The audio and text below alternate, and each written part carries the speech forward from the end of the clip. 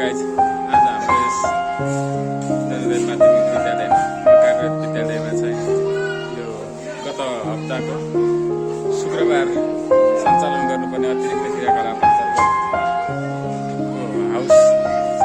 School captain छनौट कार्यक्रमलाई चाहिँ हामीले यो शैक्षिक पाटो कोर्ससँग रिलेटेड कुरो सामाजिक विषयमा निर्वाचनको कुरा पढाउनु पर्ने भएकाले निर्वाचनमा कसरी मतदान गर्ने र भन्ने कुरालाई पनि सहयोग पुग्ने गरी यो हामीले अतिरिक्त क्रियाकलाप अन्तर्गत यो कार्यक्रम सञ्चालन गर्यौँ।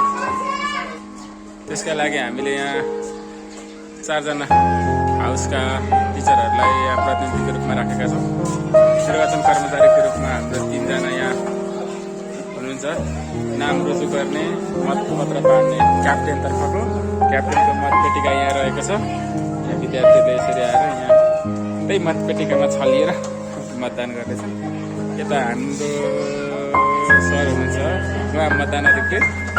यहाँ सहायक सर चाहिँ निरीक्षणको रूपमा हुनुहुन्छ सर।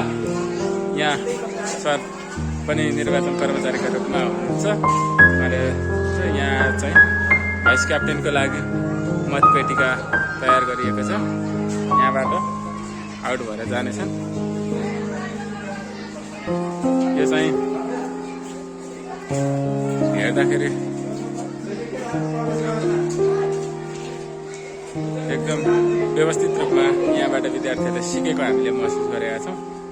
मतदान गर्ने प्रक्रिया पछि गएर अब 18 वर्ष प्लस भएपछि यिनीहरू भविष्यका मतदाता हुन् भन्ने उद्देश्यले हामीले उनीहरूलाई यो व्यावहारिक शिक्षा प्रदान गर्न खोजेका छौँ। चाहिँ रोचन प्रधान भाइस क्याप्टेनको उम्मेदवार हो, अहिले क्याप्टेनलाई मतदान गरिरहेको छ। यता फेरि निशान खतिवडा, ऊ पनि भाइस क्याप्टेनकै उम्मेदवार हो। अब ठुलो कक्षाको विद्यार्थीहरू आउन थाले। उनीहरू चाहिँ सबै धेरै जसो उम्मेदवारहरू आउँछन्। भाइस क्याप्टेनमा क्याप्टेनमा 6 जना र भाइस क्याप्टेनमा जम्मा 7 जनाको उम्मेदवारी परेको थियो। अब नतिजा पनि हाम्रो आज आइहाल्छ।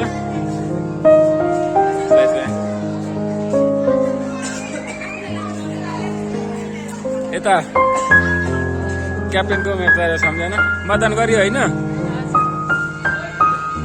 भोट हालेको कान्छ? क्याप्टेन भाइस क्याप्टेनको उम्मेदवारहरू छन् यहाँ।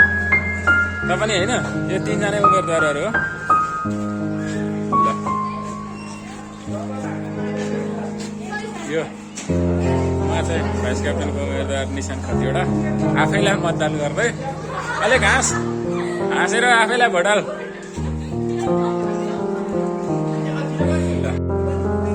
हाम्रो आदरणीय सर चाहिँ पहिलो हाउस होइन सर, येल्लो हाउसको क्याप्टेन हुनुहुन्छ। कस्तो भइरहेछ सर?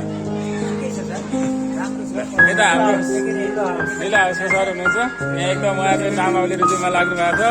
यता ग्रिन हाउसको सर, रेड हाउसको मिसै बाहिर निक्लिनु भएको छ। रमेश के छ?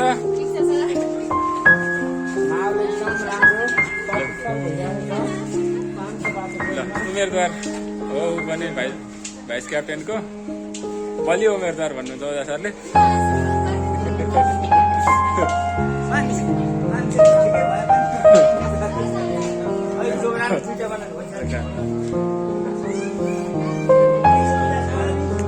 आज हाम्रो उदिप सरको चाहिँ म्याथीको ड्युटी भने जस्तो भएको छ।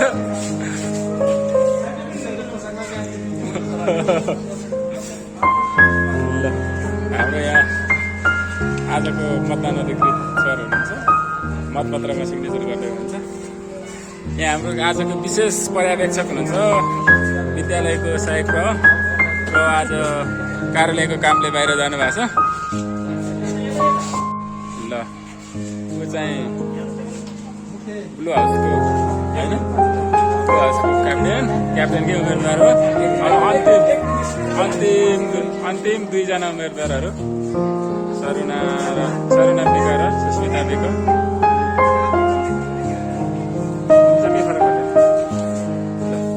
अन्तिम आजको मतदानको अन्तिम मत हाल्ने मान्छे हो। अब एकदम बलियो उम्मेदवार भएर गोर्खाले भन्दै हुनुहुन्छ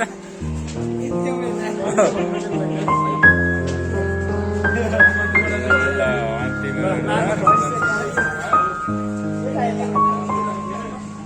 ल सक्यो होइन खिम्सर अधिकृत जिम्मेवारी